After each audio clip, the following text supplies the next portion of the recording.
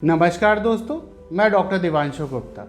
दोस्तों, आज के वीडियो में हम बात करेंगे ऐसी तकनीक के बारे में जिसकी मदद से हम लिवर, पैंक्रियाज, गॉल ब्लैडर और इंटेस्टाइन की कई सारी गंभीर बीमारियों का इलाज बिना किसी चीरे से कर सकते हैं। इसके अलावा इस तकनीक की मदद से हम इन गंभीर बीमारियों का डायग्नोसिस भी आसानी से कर सकते हैं। इसका नाम है ERCP।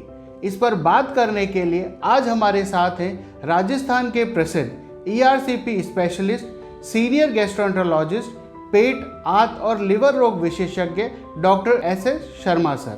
तो चलिए शुरू करते हैं हम आज का discussion doctor SS Sharma sir के साथ। मैं डॉक्टर श्याम सुंदर Sharma, senior professor gastroenterology, SMS medical college Jaipur, आपसे आज ERCP के बारे में कुछ विशेष जानकारी साझा करना चाहता हूँ। ERCP यानी एंडोस्कोपिक रिट्रोग्रेड कोलेंजियोपेनक्रेटोग्राफी एक जांच की ऐसी विधि है जिसके द्वारा हम दूरबीन के माध्यम से पित्त की नली यानी बाइल डक्ट एवं अग्नाशय यानी पेनक्रियाज की जांच करते हैं। न केवल इससे जांच करते हैं बल्कि इसकी विभिन्न बीमारियों की इस विधि द्वारा पहचान करके हम उनका इलाज भी इसी विधि से करते हैं। ये एक जटिल प्रक्रिया है। 1990 में जब मैंने राजस्थान में सहायक आचार्य मेडिसिन ज्वाइन किया था, उस समय राजस्थान में ये प्रक्रिया नहीं होती थी तथा मरीजों का इलाज सर्जरी के माध्यम से किया जाता था।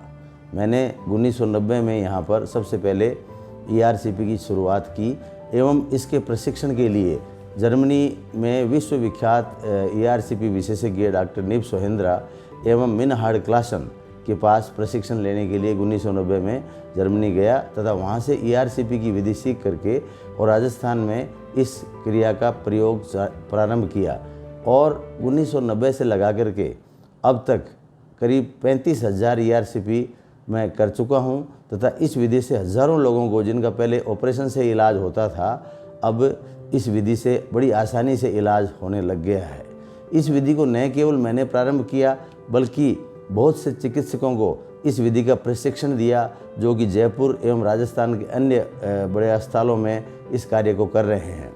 ये एक जटिल लेकिन बहुत ही लाभदायक विधि है जिसके अंदर हम एक दूरबीन को मुंह के रास्ते से छोटी आंत यानी डुओडेनम में प्रवेश कराते हैं, जहाँ पर पित्त की नली जो आंतों में खुलती है, जिसे एम्पुला कहते हैं, जहाँ पेनक्रियाज और पित्त की नली दोनों मिलकर के आंत में खुलती हैं, उस जगह को चिन्हित करके और उसमें अंदर से कैथेटर डाल के बोथ पेनक्रियाज की नली को एवं अग्नाशय की नली को दवा डाल करके, डाई डाल करके हम ये देखते हैं कि इसमें बीमारी क्या है, स्टोन है या कैंसर है या अन्य कोई कारण है।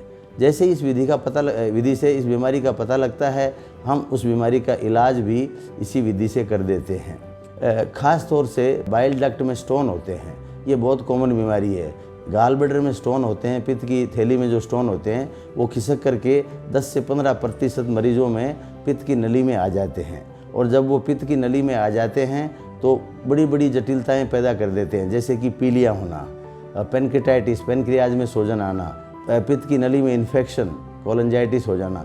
ये बहुत सीरियस बीमारियां हैं जिनसे व्यक्ति की जान को खतरा भी हो सकता है। ऐसी स्थिति में या तो मरीज़ का ऑपरेशन करके उसकी जान बचाई जाए, परंतु ऑपरेशन अपने आप में एक खतरा होता है। तो ऐसी स्थिति में हम ERCP के माध्यम से पित्त की नली में जा करके और पित्त के रास्ते को नीचे से चौड़ा करके पित्त की नली का स्टोन आसानी से बाहर निकाल लेते हैं और मरीज़ की जान आराम से बच जाती है। इस विधि में बहुत कम कॉम्प्लिकेशन या जटिलताएँ होने की संभावना रहती हैं और मरीज़ को उसी दिन ही डिस्चार्ज कर दिया जाता है, शाम तक ऑब्जर्व करके, और मरीज़ को बहुत ज़्यादा खर्चा भी नहीं करना पड़ता और ऑपरेशन की तुलना में ये बहुत ही कारगर विधि है। और सीरियस से सीरियस मरीज़ जो कि ऑपरेशन के लिए फिट नहीं होते हैं, उनको इस माध्यम से बचाया जा सकता है। जिन बीमारियों में इस विधि का कारगर उपयोग होता है वो हैं पित्त की नली की पथरी, जिसके कारण पीलिया हो जाता है, पित्त की नली का कैंसर के कारण पित्त की नली में रुकावट आ जाती है, रुकावट आने से व्यक्ति को पीलिया, खुजली, बुखार रहने लगती है। ये कैंसर पित्त की नली में नीचे भी हो सकता है, ऊपर भी हो सकता है, पित्त की थैली में भी हो सकता है और अग्नाशय यानी पेनक्रियाज में भी हो सकता है। इन सारी बीमारियों में पित्त की नली का रुकावट आने से पीलिया होता है तब मरीज़ की स्थिति गंभीर हो जाती है।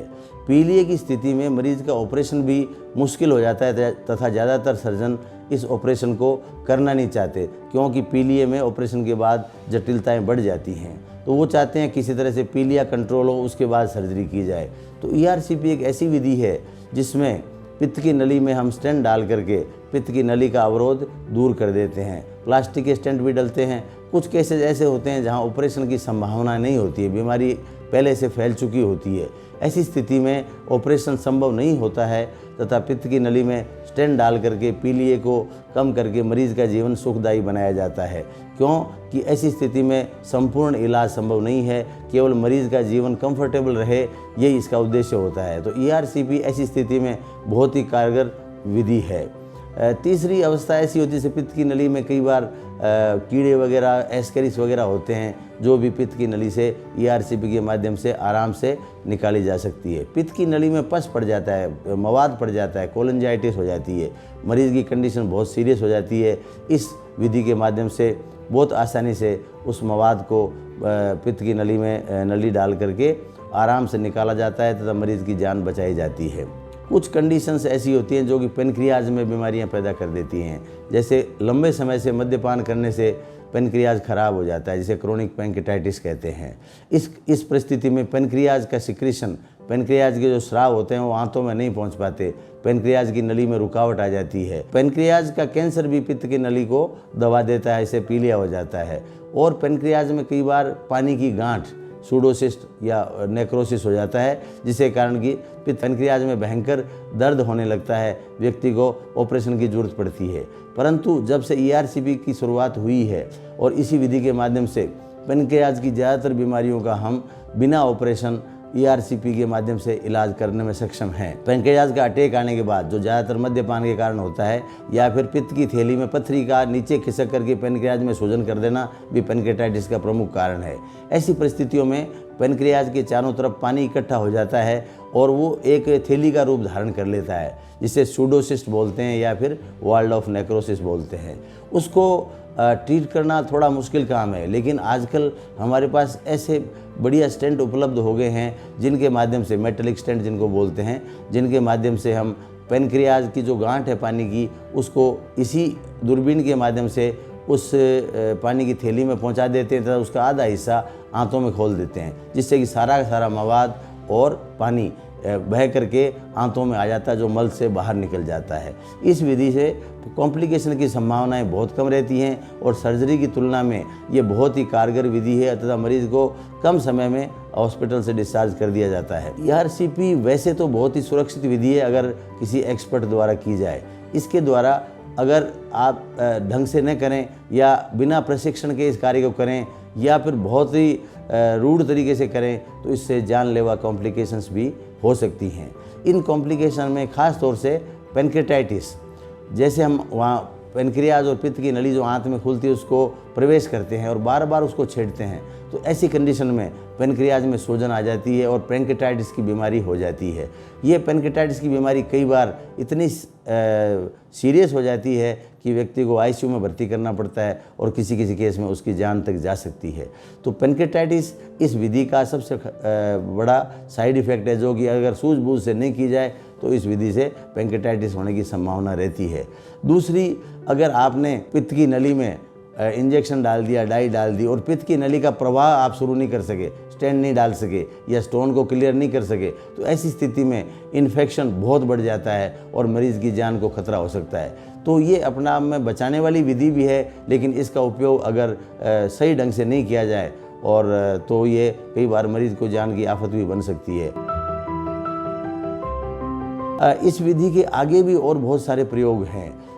ERCP के माध्यम से हम एक पतला एंडोस्कोप और आता है, जो कि इस दूरबीन के माध्यम से अंदर चला जाता है और पित्त की नली में अंदर जाकर के भी हम कोलेंजियोस्कोपी जिसको बोलते हैं, कोलेंजियोस्कोपी भी इसी ERCP के माध्यम से कर सकते हैं। और कई केसेस में जहाँ पित्त की नली में रुकावट का कारण पता नहीं लग रहा है, जैसे कई बार लगता है रुकावट तो है लेकिन किस कारण से है, ये कैंसर है या TB है या किसी अन्य कारण से है, ऐसी स्थिति में कोलोंजियोस्कोपी के माध्यम से हम ये सुनिश्चित कर लेते हैं कि पित्त की नली में जो रुकावट है वो किस कारण से है। वहाँ से हम बायोप्सी लेकर के उस बीमारी की निश्चित डायग्नोसिस करने में सफल रहते हैं। ये सारी विधियाँ हर एक अस्पताल में तो उपलब्ध नहीं है, लेकिन ख़ास तौर से टीचिंग हॉस्पिटल्स हैं, मेडिकल कॉलेज के और अच्छे प्राइवेट हॉस्पिटल्स हैं, उनमें सब जगह ये विधि उपलब्ध है। और इस विधि के माध्यम से हम बहुत सारे मरीजों की जिनका निदान और उपचार पहले असंभव था, अब संभव होने लगा है। विशेष परिस्थिति होती है जिसमें गॉल ब्लैडर का ऑपरेशन होने के बाद में पित्त की जो थैली है उस स्थान से पित्त का बहाव होने लगता है, जिसे बाइल लीक कहते हैं। ये बहुत कॉमन कंडीशन है। और ऑपरेशन के बाद में कई बार क्या होता है कि जो क्लिप लगाते हैं वो स्लिप हो जाती है, या कई बार ऑपरेशन के दौरान पित्त की थैली में अत्यधिक सूजन होने के कारण पित्त की नली के अंदर भी कई बार डैमेज हो जाता है ऑपरेशन के दौरान। तो ऐसी स्थिति में पित्त का बहाव पेट के अंदर होने लगता है, और ऐसी कंडीशन में मरीज़ का पेट फूलने लगता है और बिलियरी पेरिटोनाइटिस की सिचुएशन आ जाती है। तब मरीज़ की हालत गॉल ब्लैडर के ऑपरेशन के बाद कई बार गंभीर हो जाती है। ऐसी स्थिति में दोबारा ऑपरेशन अगर तुरंत किया जाए तो सफलता की बहुत कम गुंजाइश रहती है तथा मरीज़ की हालत और बिगड़ सकती है। तो ऐसी कंडीशंस में हम ERCP के माध्यम से ये सुनिश्चित करते हैं कि इस बाइल लीक, जो ये लीक हो रहा है पित्त, इसका कारण क्या है। तो ERCP के माध्यम से जब हम अंदर दवा डाल के एक्सरे लेते हैं तो ये हमें पता लग जाता है कि ये लीक साइड में जो गॉल ब्लैडर का एरिया है, जिस सिस्टिक डक्ट बोलते हैं, उस सिस्टिक डक्ट से लीक हो रहा है, या फिर पित्त की नली को चोट लग गई है। पित्त की नली को अगर चोट लग गई है तो अगर ये पार्शियल इंजरी है तब तो हम क्या करते हैं कि उसके ERCP के माध्यम से वायर डाल के एक स्टेंट उस चोट के एरिया को कवर करते हुए आगे डाल देते हैं, जिससे कि पित्त का बहाव जो कि बाहर की तरफ होता है उसको रोक दिया जाता है। और ऐसी सिचुएशन में स्टेंट डालने से मरीज़ का दूसरा ऑपरेशन बच जाता है। परंतु कुछ स्थितियां ऐसी होती हैं जिनमें पित्त की नली पूर्ण रूप से कट जाती है, जिसे कंप्लीट बाइल डक्ट इंजरी बोलते हैं, लाइगेशन बोलते हैं। ऐसी कंडीशन में पित्त की नली का वापस बहाव शुरू करना संभव नहीं होता, क्योंकि पित्त की नली बिल्कुल बंद हो चुकी है, वायर आगे जाता नहीं था, स्टेंट प्लेसमेंट बहुत मुश्किल होता है। ऐसी कंडीशन में कुछ समय बाद में ऐसी कंडीशन में सर्जरी तुरंत नहीं करनी चाहिए, 4 से 6 हफ्ते वेट करना चाहिए, और जो पित्त पेट में इकट्ठा हो गया है उसको ड्रेन किया जाता है, बाहर निकाला जाता है नली डाल करके। और जब ये धीरे धीरे बाइल आना बंद हो जाता है, मरीज़ को हल्का पीलिया होना शुरू हो जाता है, उस स्थिति में पित्त की नली की रुकावट पूर्ण रूप से डेवलप हो जाती है और सर्जरी अच्छी तरह से हो पाती है।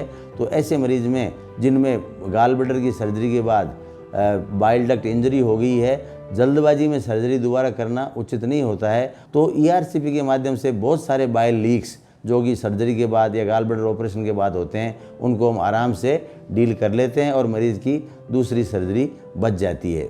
कई बार पैनक्रियाज की डक्ट में भी लीक होता है, जैसे पैनक्रियाटाइटिस हुई, पैनक्रियाटिक डक्ट रप्चर हो जाती है। ऐसी कंडीशन में भी हम उस लीक को ERCP के माध्यम से और स्टेंट डाल के ठीक कर देते हैं। और एडवांस टेक्निक्स भी इसमें उपलब्ध हो गई हैं। ERCP के माध्यम से हम पित्त की नली से साइटोलॉजी, बायोप्सी, और पैनक्रियाज की नली से साइटोलॉजी और बायोप्सी ले सकते हैं। दूसरी कंडीशन, कई बार ऐसा होता है कि पित्त की नलकी में बड़ा स्टोन होता है। बड़ा स्टोन ज़्यादातर ERCP के माध्यम से निकलता नहीं है, क्योंकि पित्त का रास्ता संकड़ा होता है नीचे से, और स्टोन को खींचने से पित्त की नली या आंत फटने का डर रहता है। ऐसी कंडीशन में हमारे पास कुछ ऐसे साधन हैं जिसके माध्यम से ERCP के थ्रू उन स्टोन को तोड़ा जाता है। तोड़ने के लिए हमारे पास एक तो मैकेनिकल तोड़ने की मशीन होती है, मैकेनिकल लिथोट्रिप्टर, जिससे हम उसको तोड़ करके टुकड़ों के रूप में बाहर निकालते हैं। अगर फिर भी यह स्टोन नहीं टूट रहा हो तो ऐसी कंडीशन में हम उस स्टोन को कोलेंजियोस्कोप, जैसे मैंने आपको पहले बताया, एक छोटा एंडोस्कोप और होता है जो कि पहले वाले एंडोस्कोप के थ्रू बाइल डक्ट में चला जाता है, और उसको लेजर की प्रक्रिया से उस स्टोन को हम टुकड़े करके बाहर निकाल लेते हैं।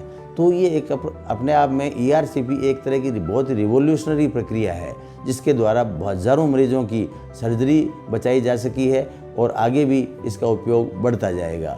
आगे जो हमें अच्छी क्वालिटी की एक्सेसरीज मिल रही हैं, ये प्रक्रिया और भी आसान होती जा रही है। अंत में मैं आपसे ये कहना चाहूँगा कि ये जानकारी जो मैंने ERCP के बारे में दी है आपके लिए उपयोगी और लाभकारी रही होगी। तो दोस्तों, आज हमारे साथ थे डॉक्टर एस शर्मा सर, जिन्होंने हमें बताया ERCP की मदद से लिवर, पैंक्रियाज, गॉल ब्लैडर और इंटेस्टाइन की कितनी गंभीर बीमारियों को हम बिना चीरे की मदद से इलाज कर सकते हैं। इसके अलावा हेल्थ और मेडिकल से रिलेटेड ऑथेंटिक, रिलायबल और यूज़फुल इन्फॉर्मेशन के लिए आप हमारा YouTube channel that doc health subscribe करें। स्वस्थ रहें, सुरक्षित रहें। धन्यवाद।